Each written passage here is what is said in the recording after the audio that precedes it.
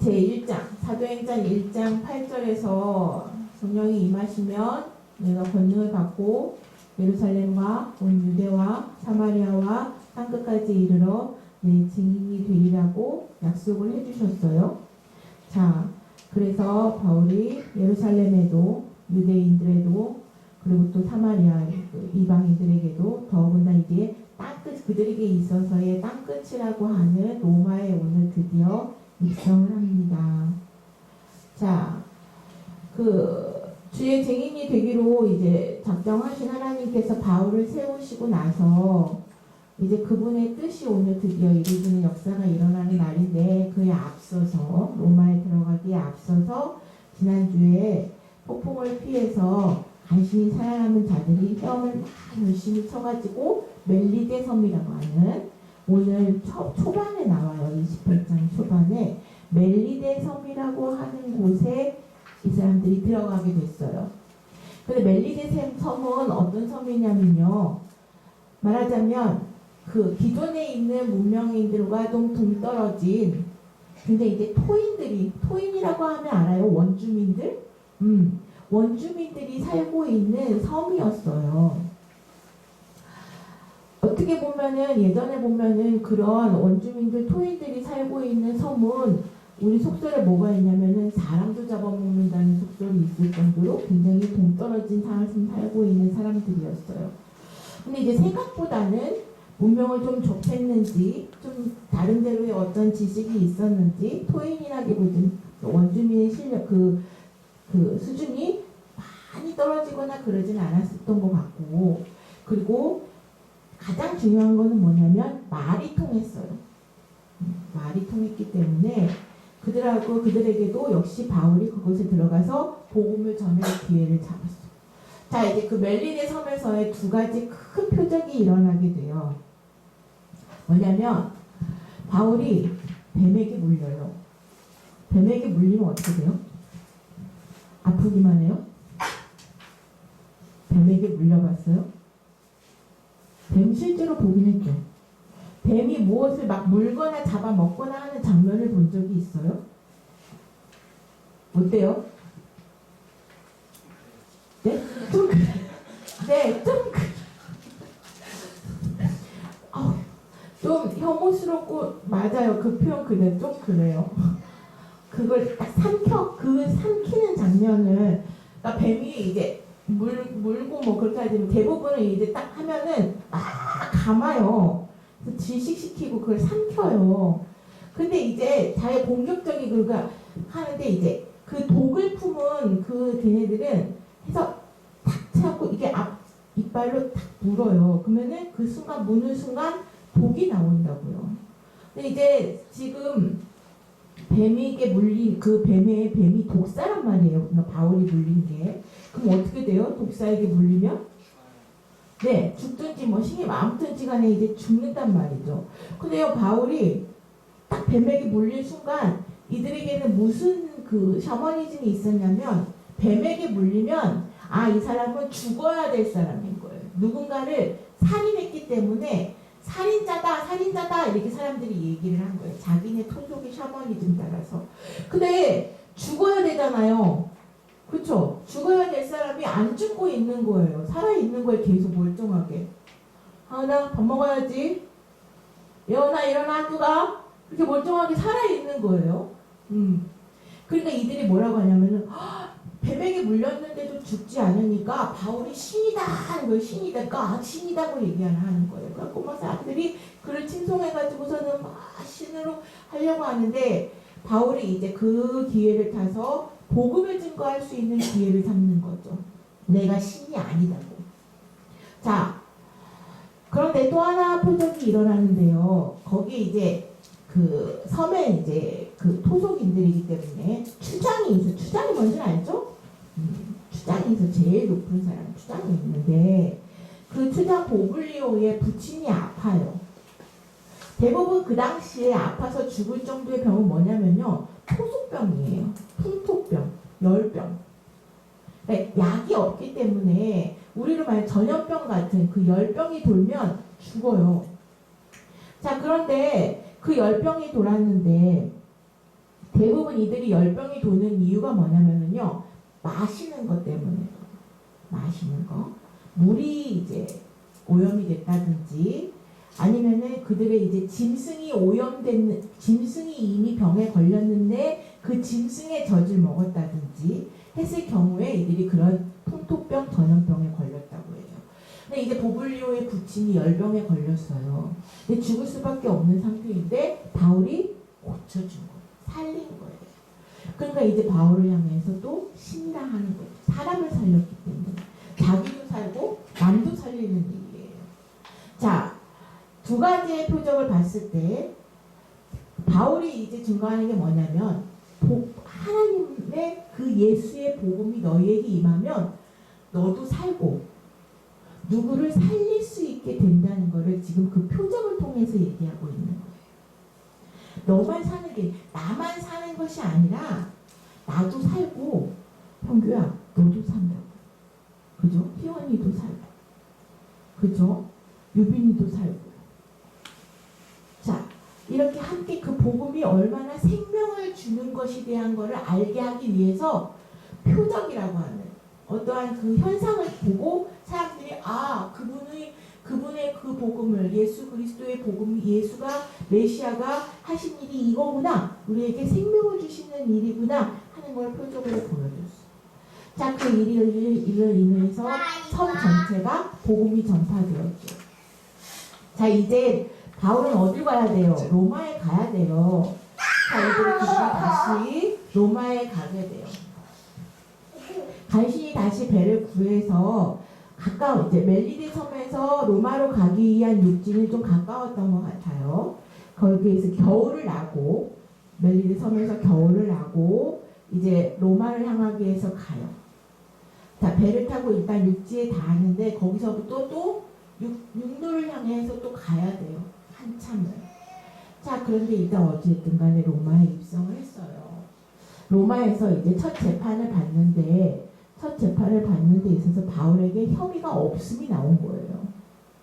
근데 혐의가 없는데 자기네들이 봤을 때 혐의가 없는데 계속 기소하는 것들이 이제 올라오는 거죠. 바울을 고소하는 고소장들이 계속 오는 거예요. 로마에. 그러니까 이 사람을 이제 판결이 길어지는 거예요. 자, 오늘 본문에서 보면은 그 판결이 완전히 날 때까지가 기간이 어떻게 되냐면 2년이에요. 이태라고 나오죠. 2년의 기간 동안 바울이 어떻게 되냐면 가택연금이 뭔지 알아요? 집 밖에 못 나가고서는 집에 갇혀 있는 거예요. 죄수인데 그러니까 감옥에 갇혀 있지는 못해요. 왜? 아직 일단 1차에서는 혐의 없음이 온 거예요. 근데 뭐가 되냐면 항소가 되는 거냐. 자, 굉장히 이제 재판의 용어들이 나오긴 해요. 자, 1차 재판에서 재판장이 봤을 때 바울에게는 혐의가 없어요. 자기네 법에는. 그런데 이들이 계속 항소를 하는 거라고요. 그러니까 재판이 계속 돼야 되는 거예요. 근데 재판이 계속 되어지고 있는 동안에는 아마 자기네들이 어떠한 감옥 말고 완전히 죄수가 돼서 가는 곳 말고 어떤 가둬두는 장소가 있었던 것 같아요. 그곳에서 바울이 가두어져 있었어요. 그런데 집 안에만 그렇게 해서 갇혀져 있을 뿐이지 나는 못 나가는데 사람은 올 수 있는 거예요. 방문을 할 수 있는 거죠. 그러니까 이제 바울에게 거기에 있는 그 지역에서 기소를 한 그 유대인들 말고 예루살렘 본토에 있는 그 유대인들 말고 유대인들이 다 뿔뿔이 흩어져 있었는데 로마에도 살고 있는 유대인들이 있었어요. 그들이 바울에게 찾아와가지고서는 도대체 바울이 뭐 때문에 이렇게 재판을 받으러 왔는지 궁금해서 이야기를 들으러 온 거예요. 자, 그래서 바울이 이제 기회를 잡았죠. 그래서 복음을 전하기 시작합니다. 바울이 전한 복음의 핵심은 오늘 본문에서 보면 하나님 나라에 대한 이야기예요. 그리고 주 예수 그리스도에 관한 거예요. 그것이 전부예요. 하나님 나라와 주 예수 그리스도에 대한 거예요. 근데 이제 그 얘기들을 하다가 보는데 사람들 중에 이제 둘로 갈리는 거예요. 하나는 믿겠다 하는 자들과 하나는 당신이 말하는 것이 도무지 뭔지 나는 믿을 수 없겠다 하는 사람으로 쫙 갈라졌어요. 자, 이제 그들을 향하여서 믿지 못하는 자들을 향하여서 이제 뭐라고 얘기하냐면 바울이 이사야 선지자의 말을 인용해서 너희가 마음이 우둔하여져서 귀로도 둔하게 듣는다는 거는 안 듣는다는 얘기나 마찬가지예요. 귀를 닫아버렸다는 거. 듣지 않고 들으려고 하지도 않고 그 다음에 눈도 감아버리고 그래서 깨닫지 못하는구나 라고 이사야 선지자가 했던 말을 인용해서 그들이 그렇게 하기 때문에 마음으로 우둔하여져서 자기의 자의에 의하여서 귀를 닫아버렸기 때문에 듣지 않고 보지 않는 것으로 인하여서 너희가 하나님의 말씀을 깨달을 수 있는 기회를 박탈당했다라고 얘기하는 거예요. 하나님이 처음부터 너희를 버린 게 아니라고 얘기하는 거죠. 바울은 이방인의 선교를 하기 위하여서 부름받은 자예요. 근데 바울이 항상 이방인들의 선교를 하는 데 있어서 가장 제1선에서 먼저 한 일이 뭐냐면 유대인들을 향한 복음 전파예요. 사도행전 전체를 우리가 이렇게 다 훑어서 봤는데 이방인을 향하여서 가기 위해서 낯선 그곳에 가는데 그곳에 있는 유대인들을 향하여서 먼저 복음이 증거되고 있는 것들을 항상 목격할 수 있다고요. 자, 그건 뭐냐면 하나님께서 일찍부터 그 유대인들을 택하신 그 목적들을 가지고 계시기 때문에 여전히 변치 않고 하나님은 그 원래의 택한 백성들이 돌아오기를 원하세요. 원래의 택한 백성이라고 얘기하는 거는 계시록 17장에서 나와 있는 부르신 자들에 대한 이야기예요. 그 부르신 자들을 하나님께서는 택하시기를 원하는 거죠. 그런데 무엇이냐면 너희가 그 기회를 차버렸다는 거예요. 근데 이제 사람들은 뭐라고 얘기하냐면 하나님이 바울을 향하여서 이방인을 복음을 증거하겠다고 하는 것이 하나님은 절대 그러실 분이 아니라고 확신하는 거예요. 잘못 오해하고 있는 거예요. 그러니까 자기들이 하고 있는 주장이 옳고 우리만 아까 얘기한 나만 구원받을 백성이라 한다고 하는 오만에 빠져 있었던 거죠. 근데 표적을 통해서 나온 게 뭐라고요? 나만 구원받는 거예요? 아니에요. 너도 다 생명을 얻게 되는 그런 기적 같은 일들이 있을 거예요. 근데 사람들은 뭐냐면 자기가 귀와 눈을 닫아버리고 거부했는데 내 굳은 마음 때문에 강팍한 마음 때문에 거부하고 싶은 마음 내가 도저히 이거는 내 뜻하고 안 맞아가지고서는 싫어! 안 해! 안 들어! 라고 했던 것들인데 이제 와서는 뭐냐면 하나님 탓을 하는 거죠. 하나님이 바울에게 이방인을 향하여서 그렇게 복음을 증거하겠다고 했기 때문이라는 거예요. 우리가 아니라. 그리고 또 뭐하냐면은 절대 하나님은 그러실 분이 아니라고 얘기하는 거예요. 근데 아니에요. 뭐냐면 그 이유는 그 하나님의 구원의 그 촛대가 옮겨진 그 이유는 바울의 그 외침에 앞서서 했던 유대인들을 향한 그 복음을 스스로 듣지 않았기 때문이라고 지금 바울이 얘기를 하고 있는 거죠. 그래서 사도행전 5장쯤이었나요? 아나니아와 삽비라에 대한 이야기 알죠? 아나니아와 삽비라. 자, 많은 사람들이 여태까지 의문으로 가질 수 있고 많은 사람들이 좀 이것은 왜 이렇게 꼭 그렇게까지 죽으셔야 할까라고 하는 의문을 가질 수도 있어요.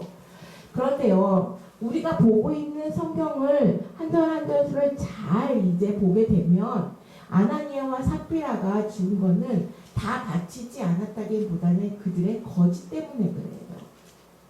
무엇에 대한 거짓이냐면 애초에 이들이 앞서서 아나니아와 삽비라의 이야기에 앞서서 뭐가 나오냐면 바나바가 전 재산을 들어가지고 바친 이야기가 나와요. 근데 이제 바나바가 전 재산을 바치니까 많은 백성들이 그를 칭송하고 막 올려줄 거 아니에요. 그 명예로움이 부러웠던 거예요. 시기했던 거예요. 그러니까 이제 아나니아와 삽비라가 자기들이 그 명성만 보고 나도 내 재산을 바쳐갖고 하이프에도 호기롭게 자신있게 딱 서원을 한 거였죠. 그거는 그 당시에 이들에게 있어서야 하나님께 대한 서원은 굉장히 큰 위력을 갖고 있는 거예요. 지금도 마찬가지로 우리가 하나님께 내가 이렇게 하기를 원합니다 하는 것들을 바로 이루어드려야 되는데 아나니아와 삽비라는 아주 맹세를 하고 그렇게 해서 드리겠다고 한 거였어요. 하나님이 가난해가지고서는 아나니아와 삽비라가 주는 재산이 탐나서 그랬을까요? 아니에요. 많은 자들이 오해하는 것의 이유가 그런 거예요. 그 이면에는 뭐가냐면은 자신들이 자신의 처음에 그 어떠한 그 명예에 대한 욕구와 그 칭송받고자 하는 사람들로 하여금 칭송받고자 하는 저희 속에서 이루어진 잘못된 그 약속에 대해서 하나님은 지금 어떠한 기준에 대한 것들을 이들에게 보이셔야 했어요. 너희들의 그러한 잘못된 생각들로 하여금 어떠한 일들이 이루어지는지를 너희는 보라는 거예요. 얼마나 그것이 큰 잘못이고 죄인지를 알게 하기 위하여서 하나님은 그래서 일을 하신 거예요. 그래서 그들의 목숨을 가져가시고 삽비라도 마찬가지로 거짓을 구했기 때문이고 아나니아도 명예욕에 가려져서 자신이 말한 것에 대한 것을 지키지 않았기 때문이에요. 전 재산을 만약에 약속대로 드렸다고 하더라도 하나님은 그거보다 더한 것으로 채워주실 수 있어요. 왜? 욥의 이야기가 있기 때문이에요. 이미 욥의 사건이 있었잖아요. 우리가 알다시피 걷어가신 분이 갑절의 것으로 채워주셨어요. 자, 그런 이야기를 모든 이야기 속에서는 하나님의 심판을 놓고 사람들을 원망만 하기를 하나님께서 나에게 왜 이런 고통만을 이렇게 해서 주시는지 해갖고서는 탓을 해요. 뭔 탓하냐면요. 남 탓을 하죠. 그 환경 탓도 하죠. 내가 왜 이런 데에서 태어나서 이렇게 조건을 탓을 해요. 왜 이런 사람들을 만나서 또 시대의 탓을 해요. 네 시대에 태어나서. 근데 여러분은 제 시대보다는 더 좋은 시대에서 태어난 사람이에요. 그죠? 사원이는 여러분 시대보다 훨씬 더 좋은 시대에 태어난 점점 더 시대의 어떠한 문화적인 혜택이나 받으실 안 그래요 목사님? 그쵸? 목사님 때에 비하면 지금은 천국이에요. 그죠? 보릿고개 알아요? 전쟁 치러봤어요? 모르죠. 어제 너무 황당한 얘기를 들었는데 저하고 별로 차이가 안 나는 사람인데 보릿고개를 얘기를 하는 거예요. 그래서 내가 어디서 사셨냐고 도대체 몇 세시냐고 근데 저하고 별반 차이 저는 도시에서 살았고 사실 보릿고개를 모르거든요. 근데 그분의 입에서 막 그 힘들었던 이야기들을 하는데 도대체 이해가 안 되더라고요. 근데 이제 목사님은 이해가 되실 거 아니에요. 그죠? 지금 세대에서 저렇게 열심히 데모를 하고 있는 사람들의 눈에 비쳤을 때 전쟁을 치러보지 않은 사람들의 눈에는 저 젊은 사람들의 그런 것들이 되게 어떻게 보면 허죽지않게 보일 수 있어요. 왜 전쟁을 안 치러봤는데 너네가 어떻게 그걸 아냐 이거죠. 자, 자기가 경험하지 않은 것 때문에 해서 자꾸만 탓을 하고 어떤 사람들은 운이 안 좋아서 그런다고도 얘기하죠. 자, 그런데 모든 거에 가장 근본적인 어떠한 위기에 봉착했을 때의 것을 나 자신을 살펴볼 수 있는 걸로 방향을 좀 돌려보면 빨리 회복할 수 있어요. 왜냐하면 분명히 어떠한 내 안에서의 이슈, 내 안에서의 문제, 내 안에서의 그런 어떠한 그 내가 가지고 있는 데이터 이런 것들이 어떠한 그 위기 상황을 맞게 되는 일들을 자꾸 경험하게 된다. 그러면 왜 이런 쳇바퀴 같은 일들의 힘든 일들, 고난, 위기, 뭐 어려운 일들을 계속 쳇바퀴처럼 이렇게 맞이하냐면 결국은 나를 돌아보라고 하는 그 텍스트에서 자꾸 넘어지고 하기 때문에 뭐냐면 그냥 남 탓하고 운 탓하고 시의 탓하고 환경 탓하고 나를 돌아보지 못하고 자꾸만 투사하는 거죠. 근데 이제 빨리 끝날 수 있는 거는 뭐냐면요. 그거를 이제 회피하거나 하는 게 아니라 넘어가는 거잖아요. 넘어가기 위해서는 뭘 해야 돼요? 그냥 내가 그걸 감수해야 돼요. 내가 할 수 있는 것에서 최선을 다해야 돼요. 내가 할 수 없는 것, 내가 할 수 없는 분량의 역량의 건 누군가에게 의지해야 돼요. 수행평가 하잖아요. 수행평가를 너무 하기 싫고 너무 힘들고 한다고 해가지고 저는 관둘 수 있어요? 수행평가 관두면 어떻게 돼요? 그냥 안 해버려요. 그냥 안 나와요. 그러면 내가 뭔가를 이루고 싶은 거에서 언제는 지금 당장은 크게 데미지가 없을 수 있는데 그것들을 넘기지 못하면 나중에는 그게 또 나한테로 돌아올 거라고요.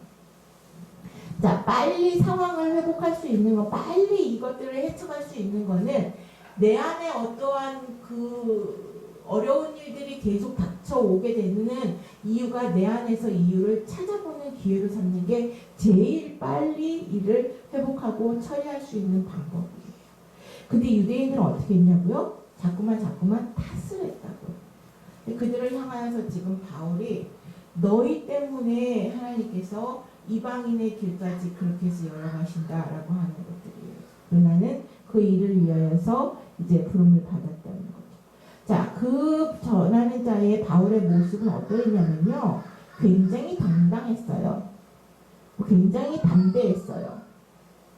거침이 없었어요. 떳떳했어요. 부끄러움도 없고 두려움도 없었어요. 자, 진리라는 것 자체를 은폐할 생각조차도 하지 않았어요. 죄수의 입장이잖아요. 어떻게든지 살아봐야 될 거 아니에요. 그럼 적당히 타협도 할 수 있겠죠. 근데 바울은 그런 모습을 보이지 않았어요. 자, 표현도 굉장히 단호했어요. 아주 솔직하고 아주 단순하면서도 모호하지도 않았어요. 그냥 대충 이렇게 얼버무리듯 사람들이 이제 알아듣지 못해서 날 좀 대충 이제 능구렁이 넘어가듯이 그럴 게 아니라 아주 직선적으로 복음을 이룬다. 예수가 메시아다라고 증언했어요. 떨림도 두려움도 없었어요. 왜냐하면 지난번에 말씀드린 대로 이 일은 바울의 일이 아니에요. 바울이 책임져야 될 일이 아니라 하나 정하시니, 그 뜻을 정하시니 하나님께서 하실 일이기 때문에. 그냥 바울은 쓰임받는 도구였다는 것에 대한 확신이 있었죠. 자, 죽음에 대한 두려움도 없었어요. 왜? 그가 전하는 복음의 핵심이 뭐냐면요. 부활에 대한 신앙이에요. 내가 지금은 죽지만 영원히 살게 될 것이라는 것이 확신이 있었죠. 자, 에베소서 1장 11절 보면 모든 일을 그의 뜻의 결정대로 일하신다라고 되어 있어요. 그리고 잠언 21장 30절을 보면 지혜로도 못하고 명철로도 못하고 모략으로도 여호와를 당하지 못한다고 되어 있습니다. 하나님께서 한번 정하신 뜻은 사람이 꺾을 수가 없어요. 물론 방법적인 면에서는 변화가 있을 수 있겠지만 근본적인 계획이 변하지는 않으세요. 하나님의 근본적이고도 태초에서부터 정하신 뜻은 뭐냐면 인간들을 모두 구원하시고자 하는 뜻이 있어요. 그렇기 때문에 현교의 상황에 맞게 전략이 바뀌고 방법이 바뀌고 유빈이 상황에 맞게 유빈이 나이에 맞게 전하는 것에 대한 내용과 어떤 그런 것들은 방법이 바뀔 수는 있겠지만 본래의 뜻은 변하지 않아요. 현교의 영혼을 사고 유빈이의 영혼을 살리고 여러분 모두의 영혼을 살리는 하나님의 구원의 뜻은 변하지가 않았어요. 그 일을 위하여서 어느 때는 이렇게 좀 해봐 라고 다독거리기도 하고 어느 때는 왜 그거 못해? 하고서는 딱 회초리도 한번 드시기도 하고 그런데 불변하신다는 거죠. 그러니까 왜 그러면 그 일들을 위하여서 하나님은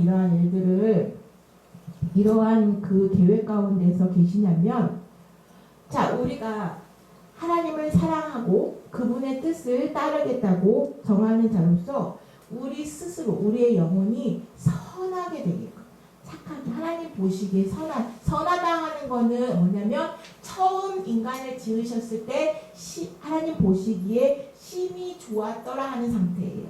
그 상태는 선함만 있었어요. 악이 점령하지 못한 때였어요.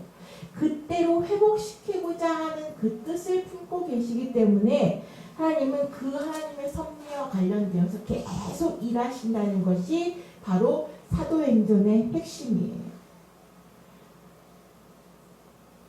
자, 그런데 물론 바울도 로마에 가고자 하는 뜻은 품었어요. 19장 21절을 보면. 근데 그 뜻은 자기가 정한 뜻이라기보다는 예수께서 그에게 말씀하신 뜻이에요. 하나님의 뜻이라는 거죠. 네가 로마에서도 증언하여야 하리라. 23장 11절에 나오는 것처럼. 그렇기 때문에 이건 바울의 뜻이 성취되었다기보다는 물론 바울이 움직이고 있잖아요. 바울이 지금 가서 전하고 있잖아요. 근데 그를 통하여서 일하시는 하나님의 섭리가 하나님의 뜻이 이루어졌다.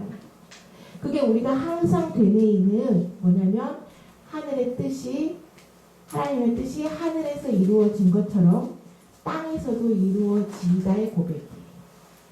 뭐냐면 이미 하나님의 뜻을 가지고 있었다는 거예요. 하나님은 우리를 향하여서. 근데 이제 그 뜻이 땅에서 이루어지기 위해서 움직여야 되는 건 누구예요? 나죠, 나. 하나님의 뜻을 나에게 품어주셔서 내가 움직여서 그 뜻이 이루어지게 한다는 거예요. 그러면 하늘의 뜻과 땅의 뜻이 일치해야 된다는 거죠.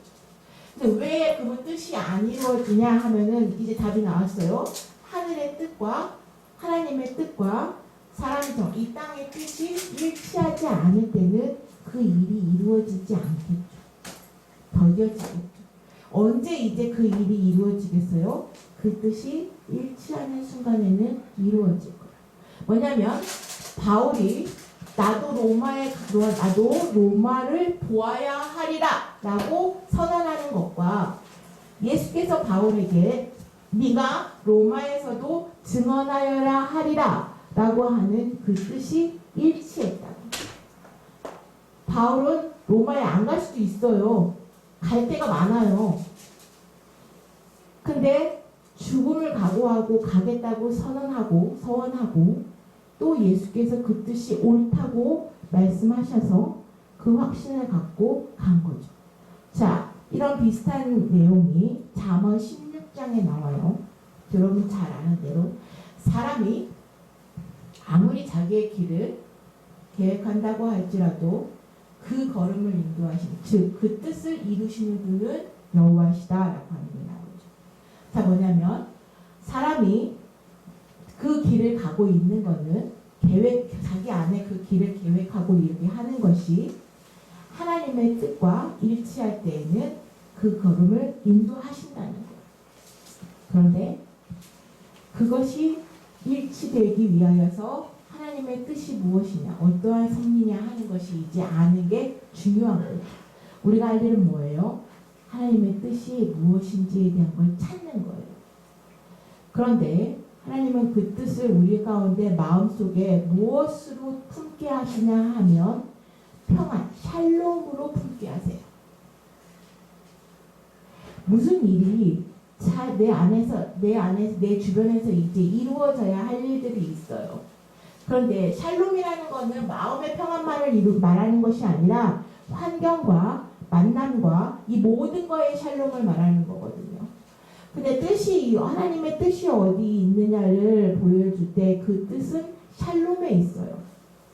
무엇이냐면 내 마음도 평안함으로 인도되고, 처음에는 이게 굉장히 얼토당토하고 하는데 내 안에 그래도 왠지 이루어질 것 같은 그런 마음들이 생겨요. 샬롬의 길로 인도하셔요.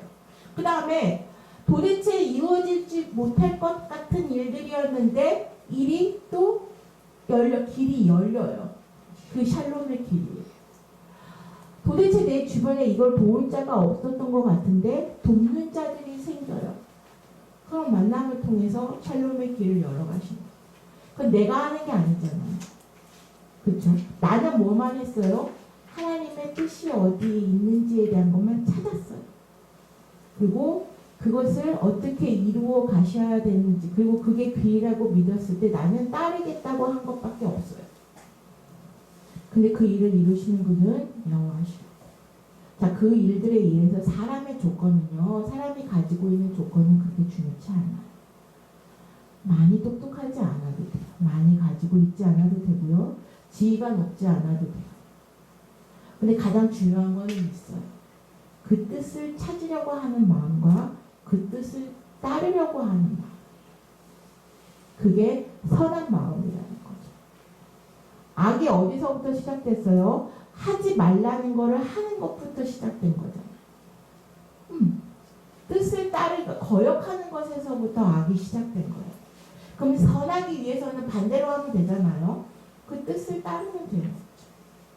자, 이것을 회복하시기 위해서 하나님의 섭리가 이제 로마 땅에 이르는 겁니다. 이제 말씀을 좀 정리할게요. 네, 28장까지 이렇게 해서 했는데 이 사도행전은 굉장히 오래전에 완성이 됐어요. 그죠? 이 책 자체는. 그래서 혹자들은 사도행전에서 이루어지는 그 성령의 그 기적 같은 표적 같은 일들이 더 이상 우리의 시대에서는 일어나지 않을 것처럼 얘기하는 오만한 자들이 있어요. 그런데 여전히 우리와 함께 동행하서 일을 하시기를 원하시는 성령께서는 지금도 살아서 우리를 함께 역사하시고 일하신다는 거죠. 그래서 사도행전의 시대는 끝났습니다. 사도행전이 이루어진 이 이야기들은 역사 속의 이야기지만 사도행전의 시대는 아직 끝나지 않았어요. 왜? 우리를 통하여서 그 행전들은 계속 이어가실 거예요. 왜냐, 인류 구원의 목적과 뜻을 품으시니까 세상 끝날까지 그 뜻을 변치 않고 붙잡고 이를 이루시겠다고 하는 것을 작정하셨기 때문에 그 하나님의 작정하신 뜻이 이제 전하는 자들의 말과 행실들을 통하여서 곳곳에 땅끝까지 이제 퍼져나갈 것이에요. 땅끝이라고 하는 것이 굉장히 지리적인 의미가 아니에요. 우리가 지금도 땅끝이라고 하는 곳에 가서 전하지 않아도 돼요.